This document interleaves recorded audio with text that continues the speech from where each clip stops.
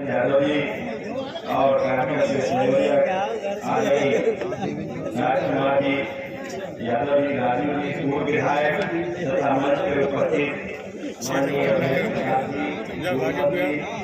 माननीय जयशंकर पांडे जी, माननीय महापाल सिंह जी से लेकर सभी मंच पर उपस्थित सम्मानित साथियों, माननीय रामाचंद्र विश्वकर्मा जी और यहाँ पे उपस्थित भाई राकेश ठाकुर जी, डॉक्टर राधा कृष्ण जी तथा यहाँ पे उपस्थित सभी सम्मानित साथियों, ये चुनाव कोई हमारे उत्साह का चुनाव नहीं है।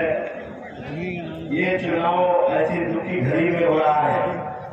ये चुनाव ऐसी दुखी घड़ी में हो रहा जिनके नाम से पता नहीं कितने जिलों में कितने लोगों को पहचान देने वाले, कितने लोगों को नेता बनाने वाले, कितने जिनके घरों में कोई नेता नहीं था उनको भी निकाल के नेता, जिन जातियों में नेता नहीं था उन जातियों से निकाल के नेता बनाने का काम जिन्होंने किया था माननीय मुलायम सिंह यादव जी, उनकी अनुपस्थिति वो नहीं है।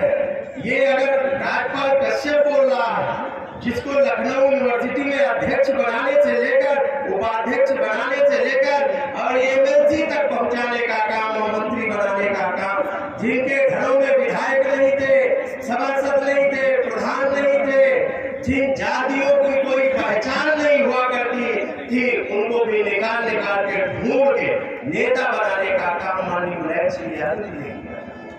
आज बगिया के मालिक नहीं है, लेकिन पेड़ लगा गए हैं और पेड़ ऐसे लगा गए हैं कि उनका बीज जिसके भी अंदर होगा वो मुलायम सिंह यादव बनकर इस चुनाव में श्रद्धांजलि के रूप में एक एक वोट श्रीमती डिंपल यादव को लेकर और जिताने का काम करेगा। मुझे मैं तो देखता हूँ, ये मैत्री हो, इटावा हो, पूर्वांचल हो, अन्य प्रदेशों में भी हमारे जैसे छात्र संघों से निकले नौजवानों को नेता बनाया। हर जाति वर्ग के लोग आरोप लगाते, कई बार लोग आरोप लगाते कि एक जाति, लेकिन कोई ऐसी जाति नहीं है जिस जात का नेता बनाने का काम न किया हो। माननीय बैठे हैं हमारे अवधेश प्रसाद जी, जो एससी बिरादरी से आते हैं, कितनी बार मंत्री रहे, कितनी बार विधायक बनाया। माननीय रामाचंद्र विश्वकर्मा जी है, माननीय रामाचंद्र विश्वकर्मा जी को एमएलसी बना के मिनिस्टर बनाने का काम किया, लीलावती कुशवाहा को एमएलसी बना के मिनिस्टर बनाने का काम किया, दयानंद प्रजापति को एमएलसी बनाने का काम किया। और आज जो लड़ रहे हैं उनको अगर थोड़ी भी शर्म और थोड़ी भी अगर संवेदनाएं होती, वो आज नेताजी के परिवार और नेताजी की बहू लड़ रही, उनके खिलाफ बीजेपी से मिलकर लड़ रहे हैं, विरोधी से मिलकर लड़ रहे हैं। उनको अगर संवेदनाएं होती तो वो नहीं चुनाव लड़ते। और अगर बीजेपी जो दिखावे की संवेदनाएं व्यक्त कर रही थी, अगर असली नेताजी का सम्मान करना होता, अभी तो 1 महीना भी नहीं हुआ था, आप बीजेपी भूल गई, केवल फर्जी कसीदे पड़ रही थी। अगर नेताजी के लिए सम्मान होता और नेताजी के सम्मान में अगर श्रद्धांजलि देनी होती तो इस जगह पे इस बार उनको कम से कम प्रत्याशी नहीं उतारना चाहिए था।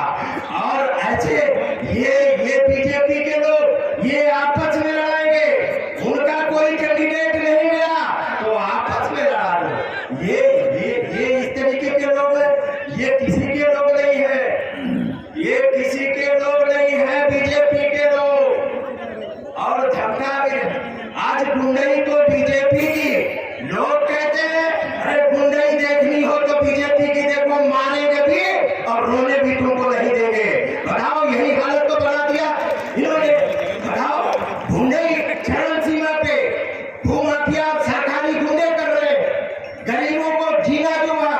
कोई कार्यकर्ता पार्टी का है, हमारे समाज का नेता है, उसको धमकाएंगे।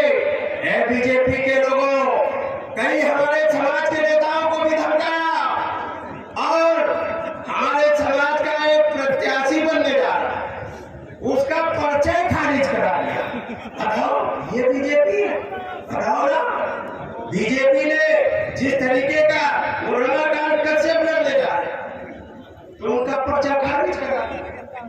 लेकिन हमारे पिछड़ी जातियों के लोग, ये नेताजी के नाम का चुनाव है, ये किसी पार्टी का चुनाव नहीं है, किसी जाति और धर्म का चुनाव नहीं है। ये नेताजी मैनपुरी का नाम अगर देश के किसी कोने में आप लेते तो आप तो इज्जत से कहते थे क्या नेताजी के क्षेत्र, मुलायम सिंह जी के क्षेत्र से आए हो। ये सम्मान अगर किसी ने धरती में पैदा किया तो वो माननीय मुलायम सिंह यादव जी है, जिन्होंने